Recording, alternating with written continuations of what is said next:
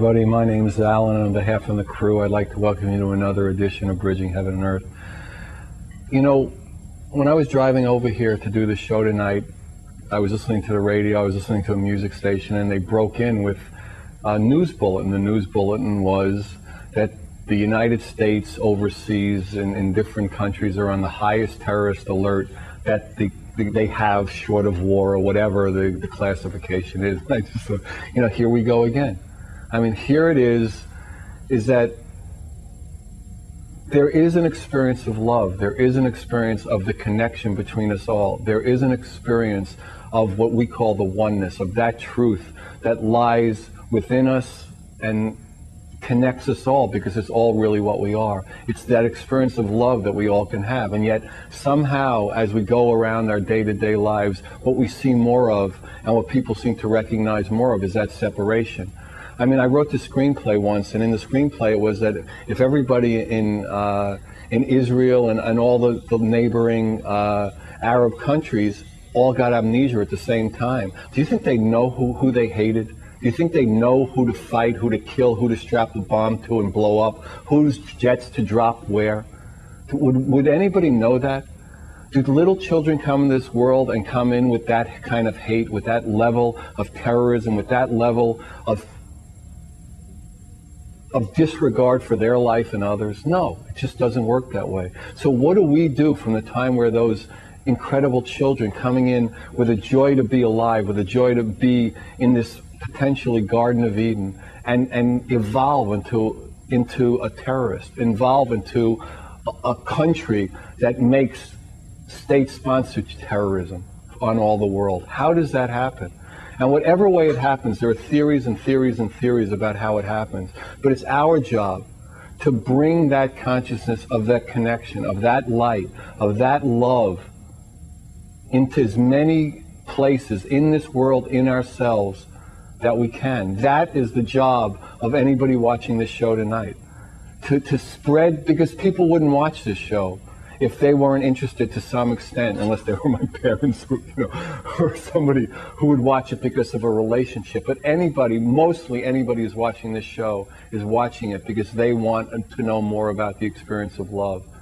And don't we all think it's time that terrorism, individually, collectively, the separations, the countries, the different races and religions, all the things that we use to separate us finally comes to an end?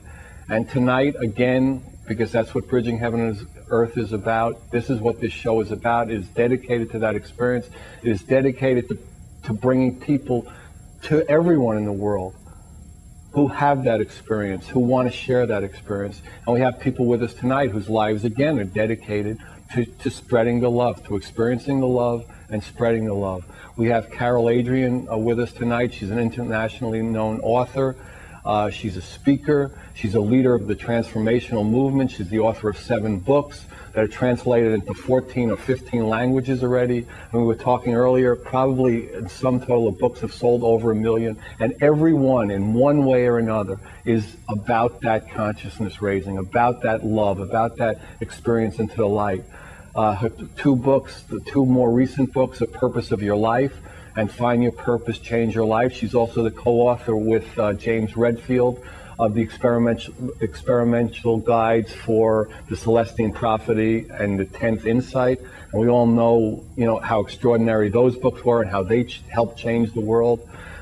She's been on the Oprah show. Her books have been on the New York Times bestseller list. But more important is that she wants to know love and share love. And that's why she's here. That's why she's on this show. That's why she writes these books. And we have with us an old friend of the show, who I'm sure people who've watched the show often have seen, Sudama.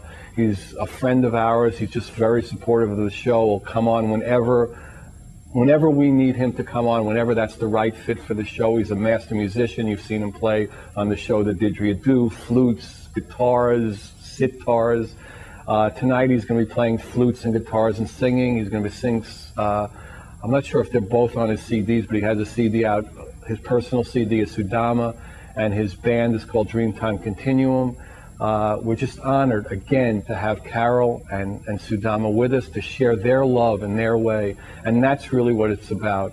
And really, for all of us, it's got to be time. Well, whatever we're doing that's causing us to feel separation, there is a better way to feel.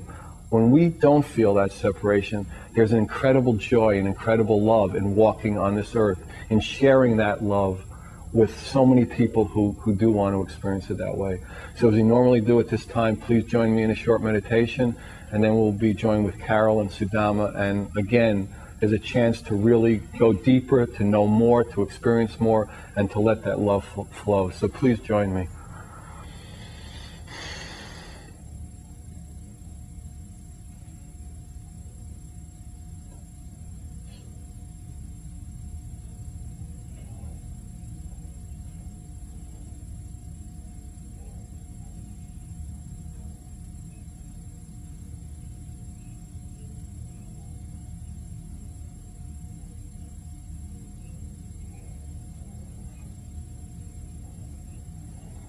Hi.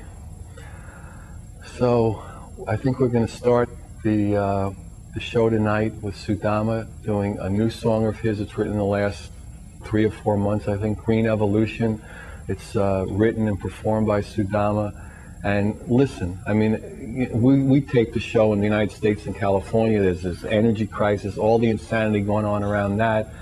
And this is what he was moved to do, to explore that part of the separation, that part of the insanity. So Sudama.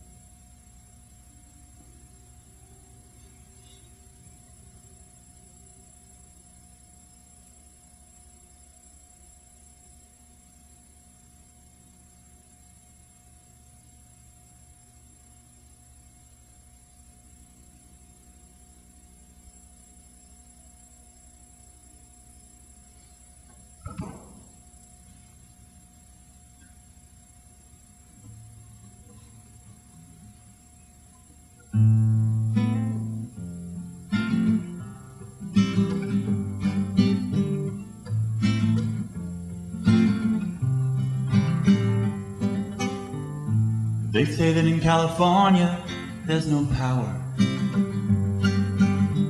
What about all that sunshine on my shoulder? It burns and burns in the solar tills, it turns and turns in the windmills, and in the waterfalls that flow through us all. Green, green, evolution, green, green, solution.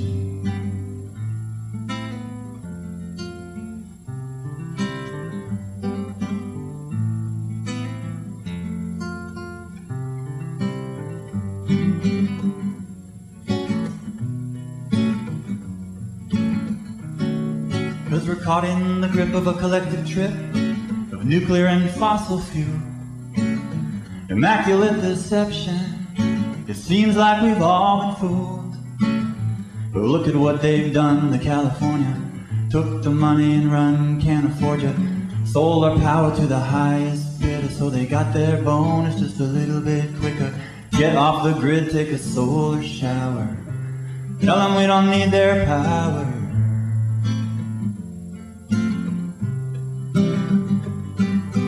Green, green, evolution. Green, green, solution.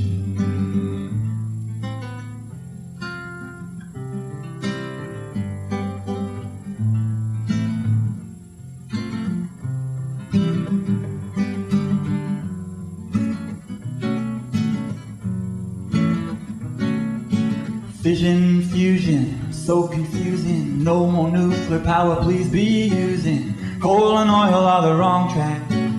Let's get rid of all the smokestacks. The power is everywhere. Nikola Tesla got it right out of the air. 0 point revelation. Tomorrow's celebration. So get off the grid, take a solar shower. Tell them we don't need their power.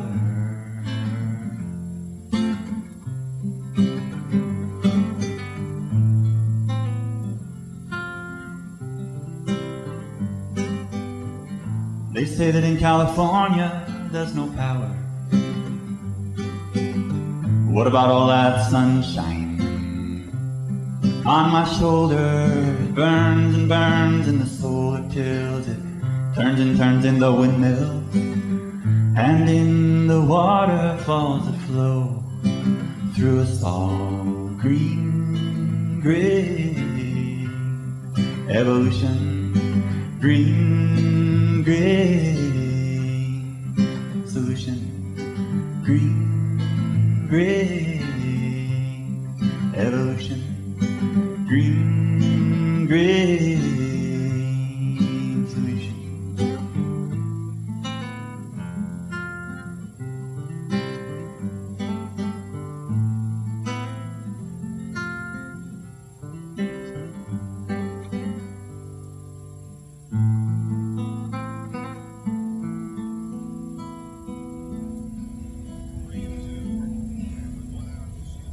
Wow, thank you, Sudama. That was wonderful. Thank you. Wow. Wow, that was fantastic. So, yeah, we're on the set with Carol. Welcome. Thank you. That was wonderful. Yeah, wasn't that beautiful? Love that. Yeah, I love having the music. Yeah. We found that, just started off with music, and then somewhere in the middle to have that music really adds a lot to it. Yeah. Very good. So in your books, you talk a lot about like synchronicity and intuition, and how would you describe that, and how do people get more in touch with that and live their lives more? Right. I get that question quite a bit about synchronicity. I like to think of it as a coincidence where two or more events come together and you can't quite figure out why, but you have this sense, because you get kind of excited about it, that something is going on that's greater than what you can imagine, or something that beyond what you would have planned. It works out even better. There was an example. I had a class the other day, and there was a man in there who works actually for the power, PG&E. And he's the guy who puts the electrical stuff together. But his dream is to do more creative work, so he wants to get into doing voiceovers. And so he went to his 30th high school reunion, and he was talking to an old, high school friend there, and he said, yeah, I really want to get into doing voiceovers. And the guy said, oh, I work at KQED, and I'm looking for somebody to do voiceovers. Wow. So that's a kind of synchronicity where he's thinking about something, and then it actually, some event happens that stimulates it further, takes the idea further. And how do we get so that those things start to happen more in our lives, that our intuition seems to move us, that we're more, I think you talk about being in the flow and things like that. Right, being in the flow, definitely. I like to think of this whole idea of life purpose as a journey and a flow rather than an end result. And well, I think when you start paying attention to these synchronicities, to these so-called coincidences, that you begin to see them more, even little ones. I mean, if you see a license plate that means something to you or has some kind of a message, you begin to look for them. And I think you start seeing them more. And then, you don't always know what they mean right away. So I think you have to understand that. But if you begin to open up to the idea that there is something going on that you may not understand with your logical mind, you begin to see them more. So it's really important to have an open mind. Almost a sense of wonder. Right, exactly. Wonder, awe, and questioning. And what I found is really helpful is to really kind of put yourself on assignment. I have a friend that I have studied like a lab rat. She's very, very interesting to me. And what I started really noticing about her, she went from one career to another, and it happened sort of effortlessly because she was following synchronicities. And at one point I said to her, she's in my book and I talk about it, she was a real estate agent and she got into being a travel writer. And I said, Corey, how do you have these things happen to you? It just flows along and an opportunity opens up. And she said, I put myself on assignment. For example, at one point she got into writing, which is, you know, a pretty hard field to get into, travel writing. And she at one point wanted to do more presentation work, but she didn't know how to handle audio-visual equipment. And so she happened to be going to Hawaii on the airplane, and she sat next to this man who was putting his equipment up overhead. He was a professional speaker, and he had all the audio-visual equipment she could ever want to learn about in the overhead bin, and he had 4 hours to explain it to her and for free. And the flight was delayed. So, again, it was a synchronicity. She couldn't have planned that, and yet it fed right into what her question was. So it's very important to have a clear question, and then sooner or later, you're going to get an answer. What had been her question? That she wanted to do this thing and she needed certain skills that were... Yeah, it was a simple, clear thought that she wanted to learn more about audio-visual equipment. And there it was. And she kept an open mind. She didn't know how that was going to happen. Right. And as it turned out, probably she thought to open up to her seatmate. I mean, a lot of times we don't even talk to the people we're sitting next to for the whole flight. And we hope they... And, you know, at the end of it, you think, oh, that was a great connection. I have a tendency to be a misanthrope in those kind of situations. Right, I know, we do. We just see, and so a lot of times if our personality type is to be aloof or to be in our own world and we don't want any distractions, we may miss out on the synchronicity. So it helps to be a little bit more open. And how do we develop this openness? That's how I fly. You want some tips on this? Yeah, give me a few tips here. Well, let's see, make eye contact. Really? Yeah, oh my God. Yeah. What else? Something easier. It's an attitude. I think it's an attitude that life is kind of a trip, you know, and you never know what's going to happen or who you're going to meet. And just, you know, to be yourself, really. I mean, you don't have to go overtly. Hi! When I was writing the stuff on the Celestine... Are you my secret? Exactly. When I was writing the workbook on the Celestine Prophecy, I was doing all these workshops with people. This man came up, one of the students came up to me in the class, and he says, you know, in the Celestine Prophecy, the man is the protagonist in the novel is always going around and asking questions about what he should do next, and, you know, opening up to people and looking for messages. That was what the book was about a lot. And this one man said to me, well, he said, I was at the airport the other day and I saw this woman I really wanted to get to meet, so I went up and I said to her, I think you have a message for me. And she just like backed away, like, get out of my face. The message is if you take a step closer, I'm going to call the police. You can be open, but you can be too open too. That's right. You know, so to find the balance is... Find the balance, yes. Be open, but you don't have to be too assertive about it. Be hysterical. There's a difference between being open and hysterical. Right. And so you have to be like alert to the type of situation and things like that. Right. Well, how do you develop this like capacity to like be balanced and not hysterical and not closed, and you know, just by doing it and seeing people's reaction? If enough people call the police, you know, to yeah, I mean, you don't want to go to that extreme, Alan, let's face it. No, and the third time you should have learned the lesson by now that you're going too far. And a lot of people I know you talk about somewhat following your passion. Now, how does that fit in? Well, that's another part of it. When you're following your life purpose, I believe that our purpose is born. We're born with it. We come in with it. We already have it. So the idea of finding it is not, I think it's already inside of you. It's like kind of an organizing principle that keeps you noticing synchronicities or realizing that, hey, that wasn't an accident that happened, you know. So I think that in that sense, our purpose is something that it sort of triggers off our attention to look at a certain thing or to follow, you know, to follow it. So I think what you have to do if you're going to follow your passion is really begin to pay attention to your energy level. What excites you? What has some interest to you? You know, depending on how bored you are that day or how tired you are or how many hours of sleep you've had. But if you keep sensing where your energy is going, that's going to lead you in a direction that's at least interesting to yourself, and it probably will pan out in some way. There's a purpose for it. So I think that your purpose is inborn and that there are no accidents, so that you will be in contact with somebody who's going to open a door for you. The next step. The next step. Mm-hmm. And do you find that, I mean, in a way you're talking about a spiritual path and you're not putting it in traditional spiritual terms. Would you say that is a fairly accurate? Because you're talking about finding, you know, like your life's purpose and leading a life in harmony with your destiny. Mm-hmm. And yet you're not talking about like the traditional forms of meditation or things like that. Do they fit any part in Definitely, yeah, definitely. Because you know, you talk about being balanced, and I think that's a key, but I don't think a lot of us think of being balanced as, you know, and it's something that we need to do all the time. Being balanced is really something you have to do on almost a moment by moment basis. You know, you can't just become balanced and then your life works forever. It's like every day you have to get up and think, okay, a little activity, a little rest, a little food, a little exercise, a little interaction, a little rest, you know, just recreation. be in touch with yourself and know the difference. Right. Being in touch with your energy and really listening to your intuition. I mean, how many times have you gone into something and thought later and it didn't work out? And you knew it way before. You knew that way before. Yeah, but there was some idea you had. Yeah, Right. I was talking about that. You know, if you don't have a concept about something. So in essence, you're saying, how do you live in every moment? How are you alive in every moment and bringing all your awareness into that moment? Right.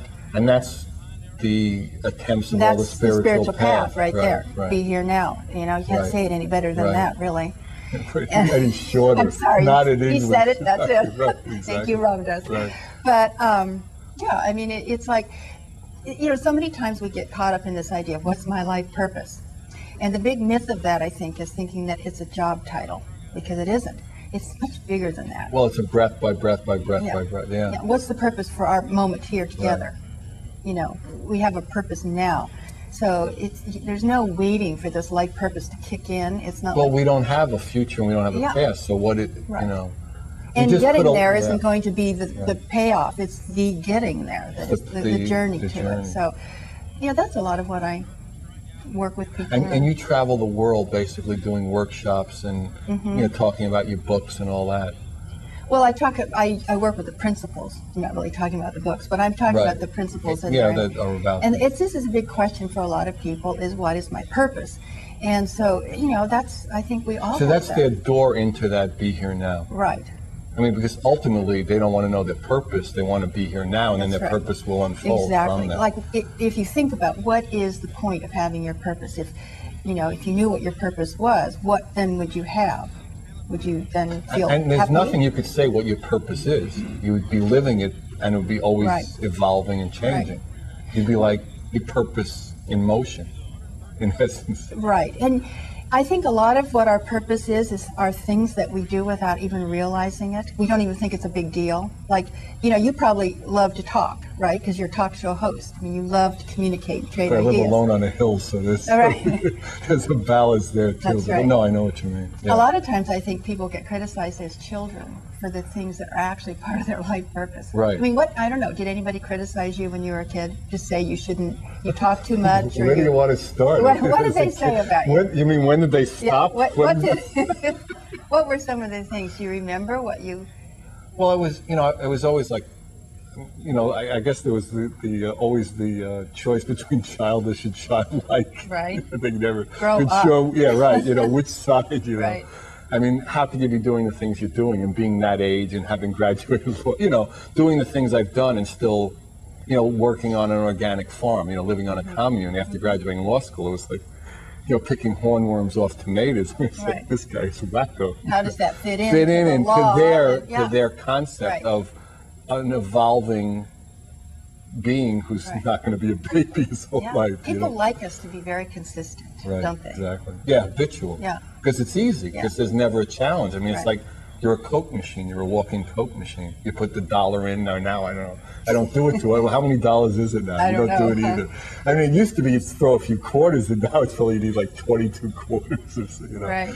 So yeah, I mean, that's how people, and you push the button and the Coke comes down, or you push the root beer button, but to be in the moment, it's like that's where freedom is. That's where the infinite lives. Mm-hmm.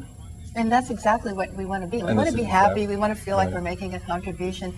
Well, where do you do that? In the future, when you know what your purpose is? I think it works like our mind thinks, okay, if I can figure this out, I'll know what to do. I'll do it.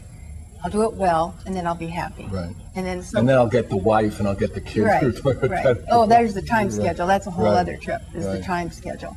I got to do this at a certain age and this at a certain age, and then I'll be okay. And then I can retire. Maybe that's not your path. You know, that may not be what you came in to do. Yeah, there's no there's no right or wrong, and there's no and all those things. And the only way to be there is to have no past and future and to be in the moment. Right. And that's why it's always the same. Right. It's always the same result is really what people want, and then there are all the different tools and techniques to get there. And that's where meditation fits in, when you asked earlier about meditation. Yeah. And how do you see it fitting in? Well, and any time that you can get quiet and drop down a little bit beyond the din around you, you're going to touch in with your intuition more. I think you really have to listen inside, and you also have to listen and look at the signs outside, so you have this kind of dual attention. Because there's actually no separation. I mean, they are one if we can come into that balance. Inside and outside. Right. But, just being alert and paying attention. When is your time going to be? When are you going to be called up to do something? Well, meditation is just being alert with the senses shut down. I mean, you just want to be alert when your eyes are open and your ears are open, and the same way inside. So, but when you see what's inside, then people don't really normally see what's inside. Right. And that's we're when busy pleasing everybody else, so we look good. Now, how do you think that we develop that? That's so important to us. Just the two things you mentioned. You look marvelous, and pleasing other people. How do we start doing that? Well, first of all, I think it's important to know, what are your values? What do you want out of life? And where are you at what stage are you at? But don't people just want to be happy and they don't really know it? I mean, they think they want to, like you said, married and rich and big car and, little kid, big car, little kid. Yeah. But really they want to be happy and feel good. That's right. They want to be happy. But most people don't know that. You don't think so? Not right on the surface, not consciously. Or they think being happy will be to add, these... Comes after they've done a lot of work. Right. A lot of things, a lot of, titles, a lot of, marriage, a happy marriage, children, the normal to family. Kind of things. Or, in some like I was talking at the opening, you strap a bomb and then you're going to go to, heaven. Right. I don't know that religion, but that's where you're going to enter the kingdom of heaven when you die for the holy war. Well, so we have a lot of wacko ways of looking at things. That's right. There's a lot of different ways to go. To come in and go out. But ultimately, we just want to be happy, feel good, feel love. Right, I suppose so. But I wonder about the people with the bomb strapped on them. I mean, what do they want? What do they really want? I can't presume to know what they're after there. Well, wouldn't you say it's some disharmony in that, root experience? That's the way they're going to find that love that they're seeking. Everybody wants to seek that love and feel somehow, because that's what they're made of. However you describe it's an interesting. I mean, I don't know what the answer is. So you want to study them like you want to study them? You might have to hang around in different circles. I have my idea of what I think is driving them, but I don't know what motivates them. I don't know. What's your idea? I gave mine. Yeah. I don't know, Alan. I really can't say what it is, what drives people to do these kinds of things. It must be some sort of they are attached to an idea, and they're attached to an ideal. And somehow they're disconnected from the consequences of what they're actually planning to do. I don't know any other way to say it than that. It's inexplicable, but it happens, and you can't say it's not part of the human experience. I mean, that lets you know. There's a range here. I think of the Earth really as a theme park. It's like you come here and you take your chances. I don't think that's a very spiritual point of view, but that's what I think. Yeah. That's what I've come up with lately. All right, well, let's see what Sudama is going to come up with for this second set. Sudama is going to perform a song that he has written. It's called Buddha's Blues, and you heard the first one, so you know how good he is. So, Sudama.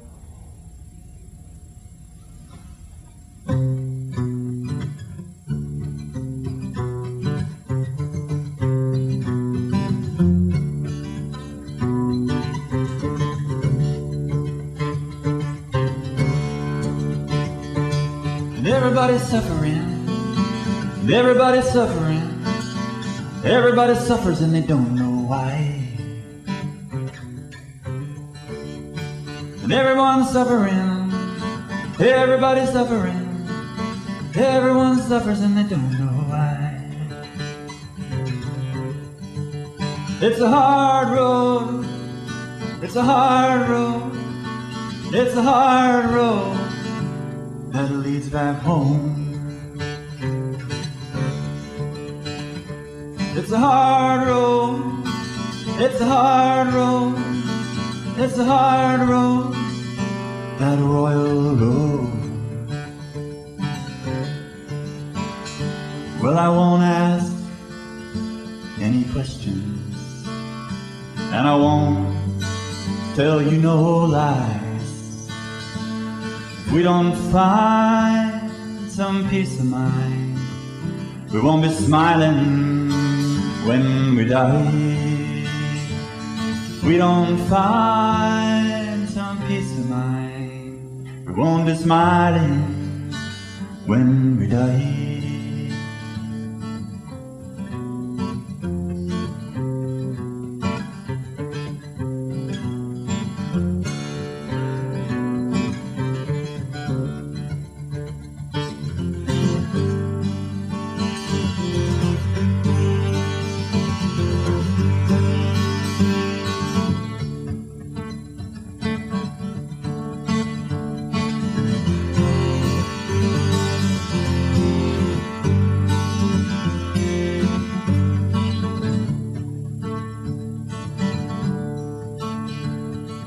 Gate gate paragate, parasongate bodhishwa. Gone, gone to the other shore, gone, gone to the other shore. Gate gate paragate, parasongate bodhishwa. It's a hard road, it's a hard road. It's a hard road that leads back home. It's a hard road, it's a hard road, it's a hard road, that royal road. And everybody's suffering, and everybody's suffering. Everybody suffers and they don't know why. And everyone's suffering. Everybody's suffering. Everyone suffers when a man can't cry.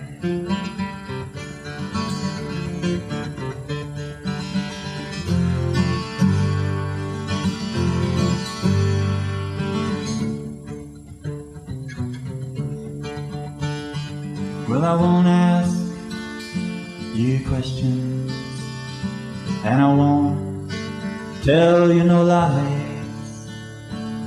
We don't find some peace of mind, we won't be smiling when we die.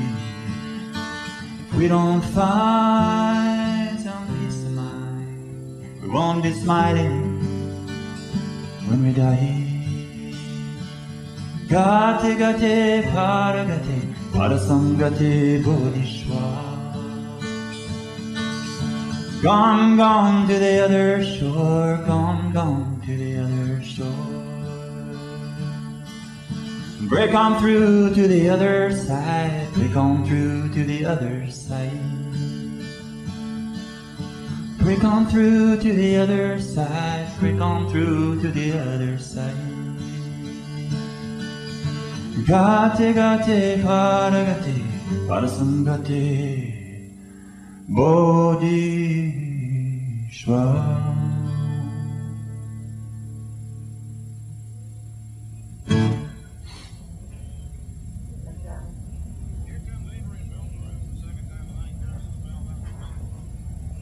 Oh, that was beautiful. Thank you, Sudama. Thank you. We're back on the set with Carol. So I guess we both agree that it's better if we have the experience of harmony rather than disharmony and passion and love. What tools would you suggest that, people can do on a daily basis that, can really help them have that experience? Well, on a daily basis, I think it's important before you get out of bed to kind of think how you want your day to go. Set an intention, think about what you can, what's on the back of your mind. Is there something you need to follow through on? And, it's basically to have the idea that you want to enjoy your life that day. And in what I've read and really studied, it seems to me that the best way is to focus on what you want rather than what you don't want. A lot of times we get out and we get so bound up in what we don't want that we start attracting more of that into our lives.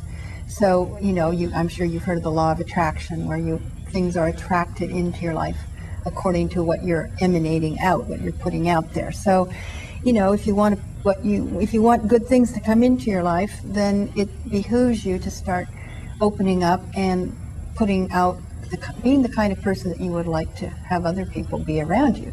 So, you know, these are all simple, kind of very basic spiritual ideas. But it's like the golden rule, you know, do unto others. That's in every spiritual tradition. So we can do that on a daily basis. It's very simple, some of these things. Staying in the flow. I like to use the acronym of FLOW, F-L-O-W, because it's easy for me to remember when I get in a place where I, you know, kind of forget what I'm supposed to be doing.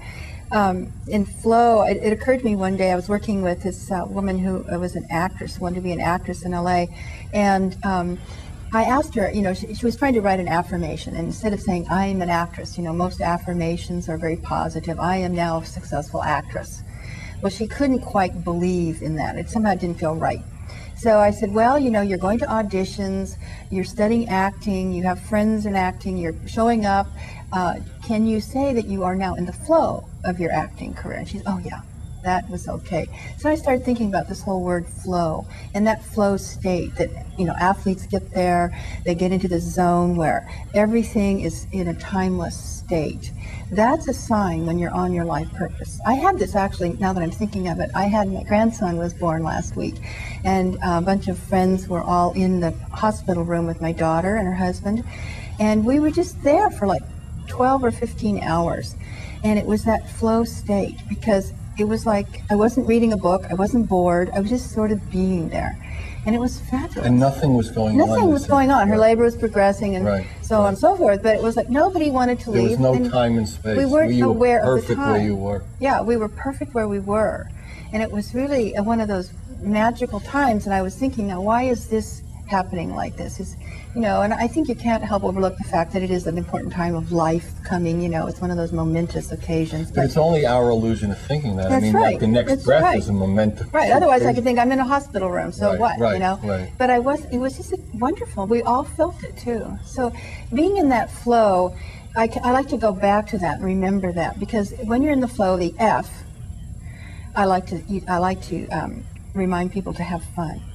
Because fun is on that continuum of passion that we hear about, you know. Joy and you know, fun, Joseph Campbell said, "Follow your bliss," and be following your passion. Well, fun if flow started with a P-H, I would have used that. But the fun is, if you're having fun, you are on track for something's going for better. you. Yeah, right. Yeah. And F also stands for focus, which is focusing on what you want rather than focusing a lot of attention and energy drain on what you don't want.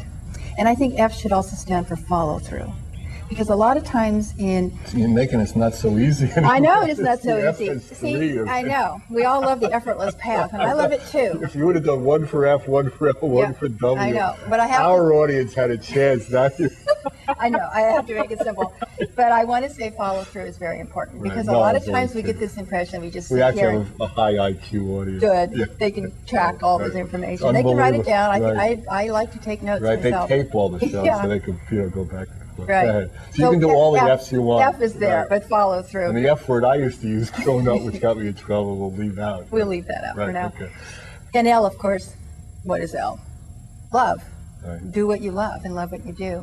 For example, I had a woman who told me, I said this in a class, and she said she used to hate paying her bills until she moved her desk over underneath the window where she had a view, and then she liked paying her bills. I was going to say, if you went over it alone, because I don't mind paying them, but I don't exactly love it. Right. I don't think mine's under a window. But if you can at least like it, right? No, it's a lot better idea. Okay. So like what you do. I mean, if you're doing stuff you don't like, then ask yourself, why am I doing this? I mean, there may be a very good reason, and if you justify it, but sometimes we just accept things and we don't ask ourselves, do I love it? Yeah, right. Exactly.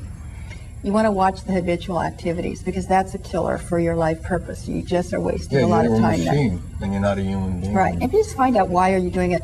So L is really for love, and it's also for listen to your intuition. Listen, because you're getting information all the time. Are you listening to it? It's always available. Right. And so I'll just stop there with L. 2 L's. Yeah, I think that's enough. 3 or 4 L's and 2 K's. I could go on, but I like O, because there we go back to staying open.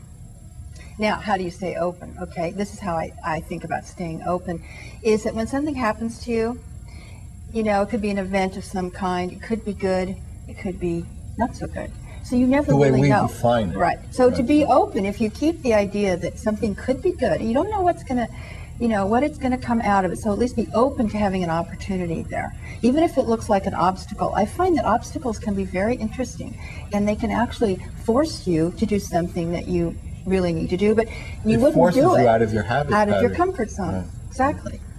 One time, well, I started writing books actually because I needed to make more money, and it forced me to be, because I was doing I used to do, well, I still do consultations with numerology. I'm a numerologist. And there was a point where I needed to make more money and supplement my income. And the thought came to me, maybe I could help someone write a book.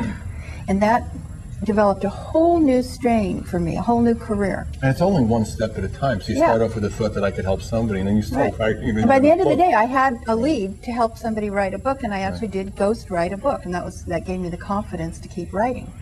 So it wasn't because I needed the money, not because I thought I need a new career. So I think necessity is a big help a lot of times. You know, it's interesting. I think as we develop a subtlety in it, it takes less of a traumatic act to move. Right.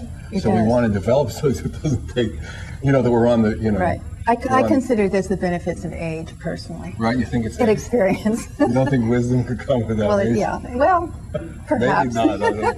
I know a lot of really smart young people. I do too. Right. I think, they're getting smarter, don't they? They're really getting smarter. Yeah, they don't have to go from 40 or 50 years ago over the dopey things we did, which is good. I mean, we need that happening.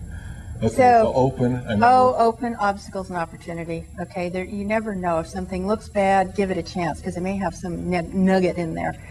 And the last letter is W in flow, F-L-O-W. And W to me is being willing to do whatever it takes. I mean, to start this show, you had to do whatever it took to gear up to get into this field, right? Well, you start setting up, it takes it, but it always takes. I mean, it always takes a certain amount in a physical form of what we call energy or effort to do anything. Right. So you have to be willing to move yourself into a new spot and follow up and on be grateful. Things. You know, I mean, if each step is fun and beautiful and joyous, and then. You're having fun no matter what happens, exactly. No matter what the end result is. There's no result, right. It's what's the purpose now. And I like also the idea of just wondering at life. I mean, life is just, it's a wonder. I mean, every day, absolutely. You never know what's going to happen every day. The thing we talk about a lot on the show is we're hurtling through space on a ball. I mean, you know, what's reasonable? Right. I mean, the whole thing, you know, that we have to show, and we're, you know, like gravity, but we're hurtling through space on a ball at a zillion miles an hour. I mean, so the whole thing is unreasonable. Right. So when we get into this, you know, it's not reasonable. It's like, in what context? Right. That's where uncommon sense comes in, you see. Right. So common sense is kind of the habitual thinking, which serves us a lot of the time. But the really great moments in our lives really are something we probably did that was uncommon sense. And we did it anyway, against what, you know, and we can reach a point where we don't have the barriers of that habitualness. You know what I mean? Because we've had a momentum of being in so many moments in a row. Right. That we're not habitual, in a sense. And that's, you know, and that's where like love and real freedom come in for people. And that comes from following what your passion is and investigating things, because how else are you going to know what your purpose is if you don't go off down some roads and check things out?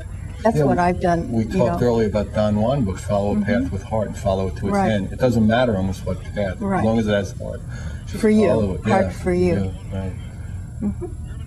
So we solved all the life's problems. Now what are we going to do? Oh my God. You have any other words? Any other words? The acronyms? You must have another acronym. No? Not really. I like flow a lot, so I use that. But you know, I'm always talking about all of these concepts. So, you know, I like to work with people who have specific problems, because it's within that specific problem that the answer lies. It's really whatever is up for you right now, what catches your attention, is where you're supposed to be focusing. And so you really want to work with the specific questions, and then you can look at it. Well, I've learned this working with people, actually. People would say, you know, they would come with questions like, well, should I move to Colorado or should I move to Denmark? I mean, you know, what? And they would have these questions. They would come to a crossroads.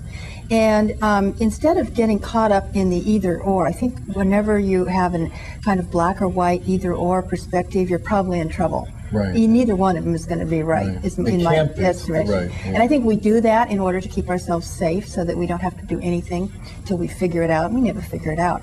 So there's always a third option or fourth option in there. So what I started doing with people in this sense was to try to get and elicit from them, what is it that you would like to have if you did move to Denmark? What are you looking for there?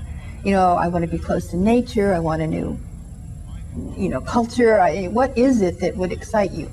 And then begin to focus your attention on that kind of, and make an affirmation out of that, instead of staying in the question, which you can do too. And there's another whole path to go there. The question, whatever question you have right now, for anybody who's listening to the show, whatever crossroads you're at, it's something that's going to pull you forward, and eventually you'll get some kind of answer if you keep your focus on the question, or if you turn it around and say, I want to move to a place that's, offers me a good place to live, an easy commute, and the things that are important to you, then that thing will show up. Then the answer to that will come to pass. So you can let the question take you somewhere, and you can also set an affirmation or an intention that will then attract into your life exactly those circumstances.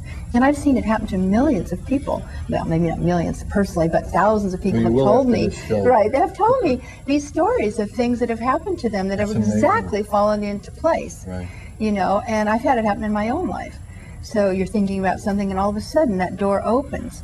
It's exciting, and that's when you begin to realize that there's something going on that's greater than what you can see. And you can lean on that more, lean on that Right. intuition more, and trust that more, because you find it gives works. you energy and for... it works, and it feels better, and it feels more harmonious, Right. and it feels more like the wind is in your sails, rather than you're always Right. Until you get to the sailing place where with- you come to a void. Right. And I call it the void, but you get to a place when the wind stops, and there's the doldrums, and you can't see your way out of it. But Right. I think that I have to believe that there's a purpose for that too, because we're not always on this continual up Right. phase, and so during those periods of darkness, something is getting reintegrated. They seem dark to us because we can't see. We always want to know where we're headed. Right. But I think that you have to kind of lean into that period and assume that there's a purpose for your slowing down, something's integrating, something's shifting within you, and a new question is being born out of you. Maybe a new identity is coming out. And I see these, and I don't know, I suppose you do too, through the different decades of life. I see the life purpose evolving through stages. Because in my 20s, my whole purpose for that period was really to find my identity, which I found by getting married to somebody. That was how I did it. I didn't have one, Right. literally. And then my 30s seemed to be a period of exploration and creativity, at least in my life. The 40s were a real difficult period. Now, of course, I can tie these into the numerology of it too, and look at that quality. But each decade has seemed as if it had Can a other different people piece. do, like, flip-flop the decades, kind of? Because, I don't know. What was it? Can you think of your 20s, what the purpose might be at that point for you? 20s. Were you establishing a career maybe? Or I never quite did that, You so I didn't do couldn't that? did that. It was interesting. Someone was talking about this. But I remember thinking in my life is that other people are doing things in different kind of quadrants than I'm doing them. And not that I'll never do them. We don't know that. That remains to be seen a lot of times.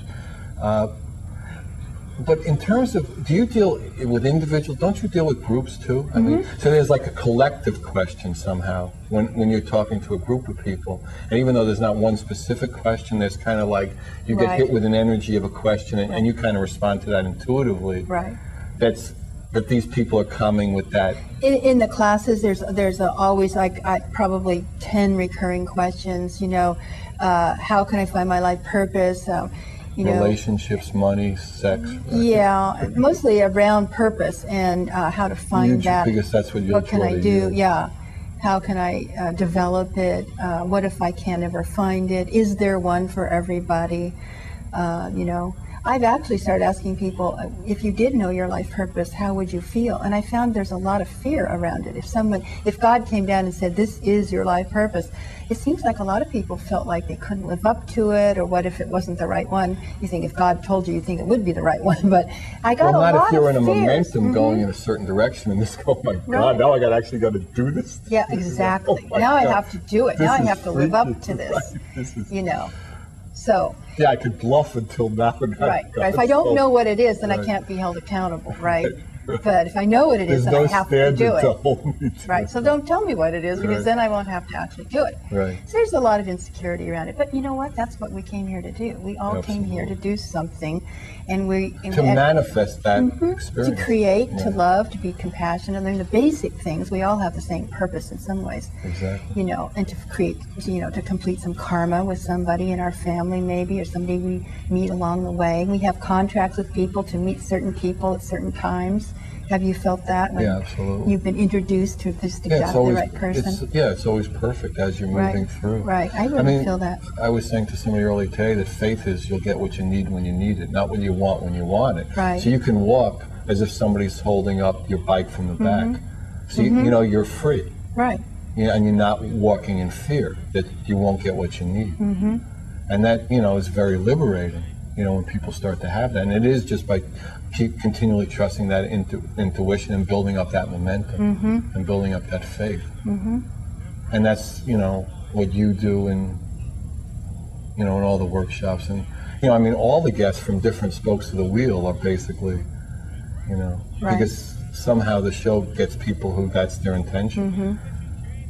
And I think it's good not to have all the answers, because then you're open to discovering something that you wouldn't even have had a question for. So, you know, it's good to not know things, and it's good to be able to live in uncertainty when you're on the spiritual path, you know, because if you have it all figured out, you're going to be shut down, I think.